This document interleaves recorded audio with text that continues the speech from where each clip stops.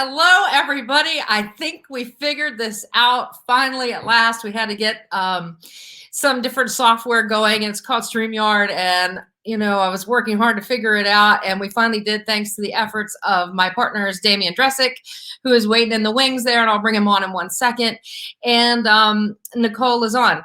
So we are the Writers Conference of Northern Appalachia, and we're working in conjunction with the Northern Appalachia Review, a new journal that's come out. It's been a result of the conference that I just mentioned. And I want to bring Damian Dressick in so that we can both talk to you about this new series.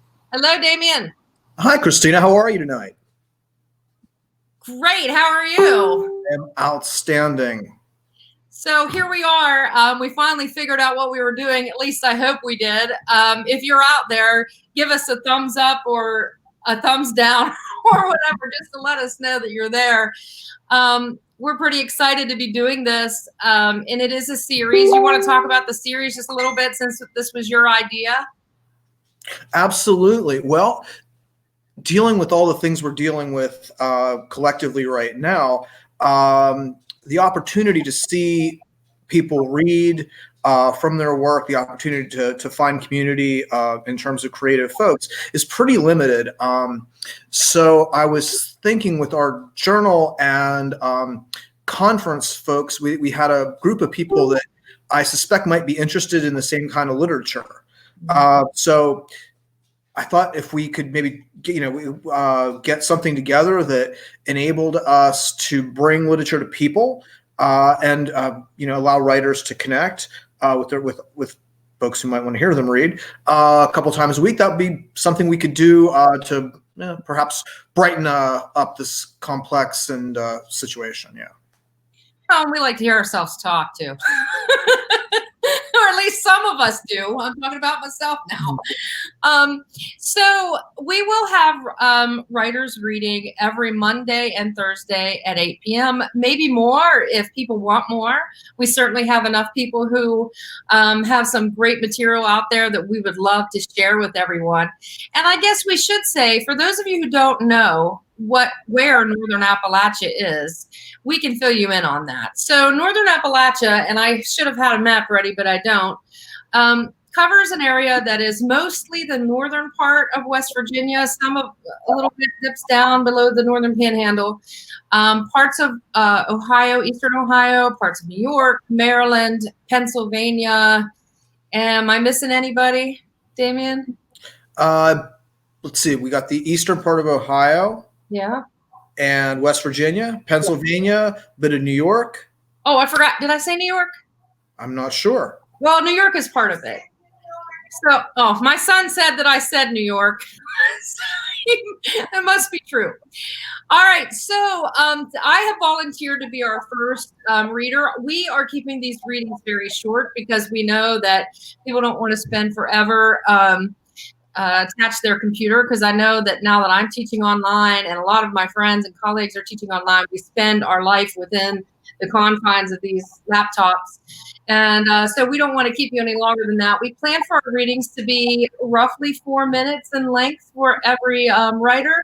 And I am going to kick it off tonight. Damian is going to introduce me for a second, and then I will be back to read to you what I have tonight.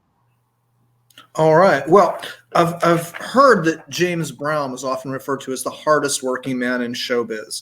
But if there's anyone out there who is able to give Mr. Brown more than a run for his money, I put my money on Dr. Christina Fisanick, who is an associate professor of English at Cal U in Pennsylvania, where she teaches expository writing, creative nonfiction, and digital storytelling. Here's the part. Christina is the author of dozens of articles and essays, in addition to over 30 books.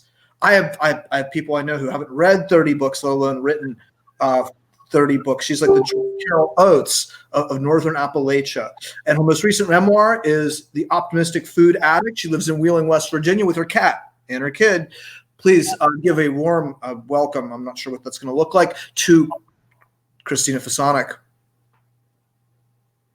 Thank you so much, Damian. And tonight I'm going to read something short. I timed it earlier, and it's about 4 minutes and a few seconds, but this is an essay that I wrote while on a camping trip.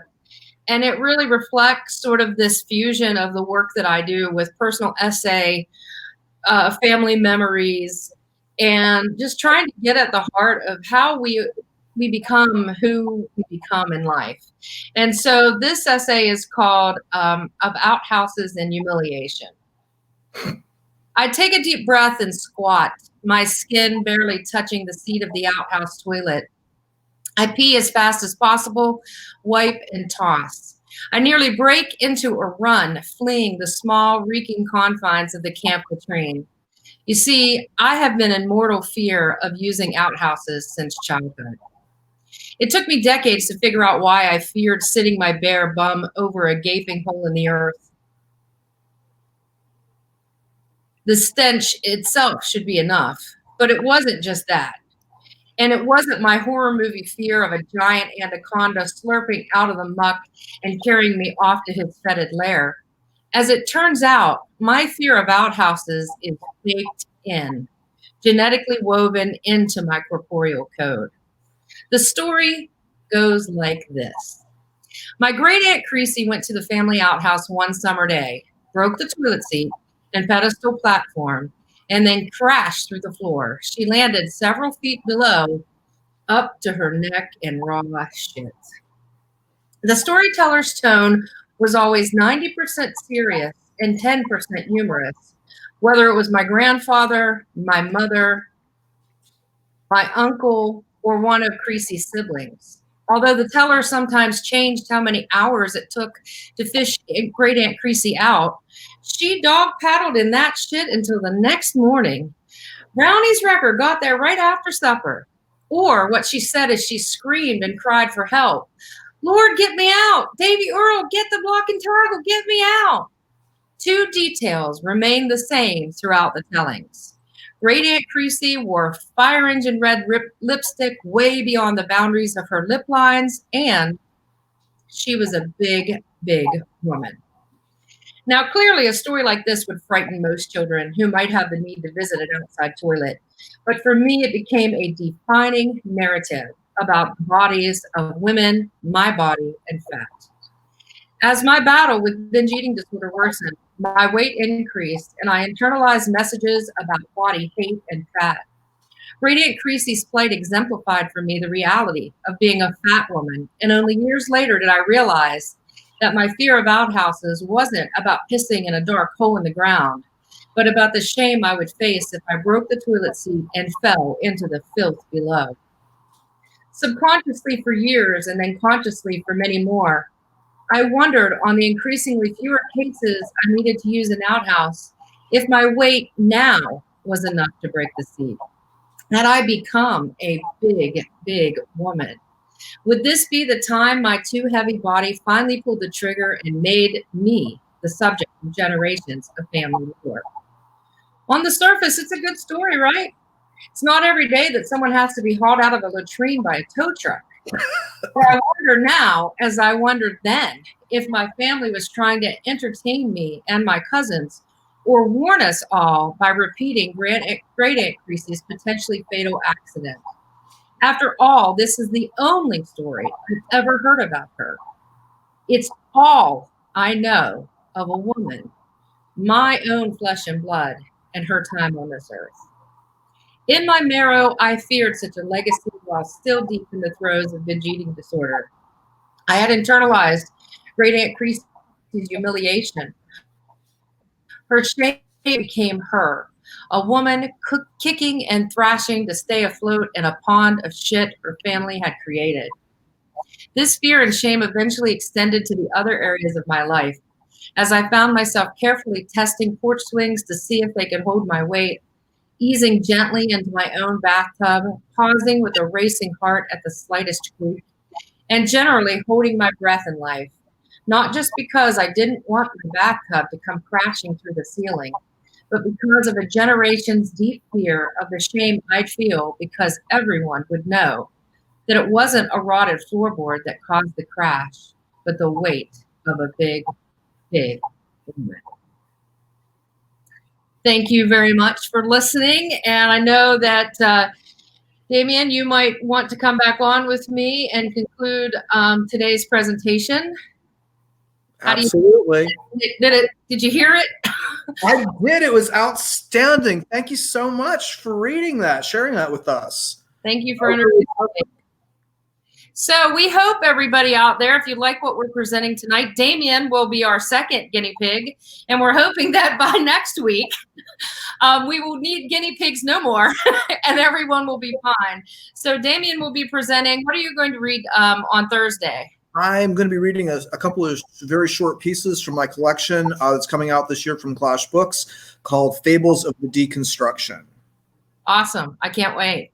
So please, everybody, tune in, share what we're doing. If you think you know people who might enjoy what we've been doing tonight. And definitely, if you're interested in reading, contact either me or Damien, and we would certainly like to talk to you about your work. We're really committed to offering well, in this time, we all feel like we're kind of committed in one way or another, but we really want to promote the writing of the region. That's why we exist as an organization, as the Writers Conference of Northern Appalachia and the Northern Appalachia Review. I think you all are still accepting submissions, right, for the Northern Appalachia Review? We absolutely are. Fiction, nonfiction, and poetry, as well as book reviews and possibly interviews if you've done an interview with a local author or a regional author, I should say. Yeah, and you can find out more information by going to either one of our websites, the Writers Conference of Northern Appalachia, and I think you all were smart enough to just do nar.com or something. No, we would have, except the North American Review stole that one in 1926. So we are northernappalachiareview.com. All right. You can find out all the guideline stuff there. Yes, and thank you, everyone. If you're interested in what we're doing, if you want to hear more from any of our authors at any point, just reach out to us. We'll be glad to talk to you. So we'll see you on Thursday night. Thank you. Until next time, everybody. Thanks.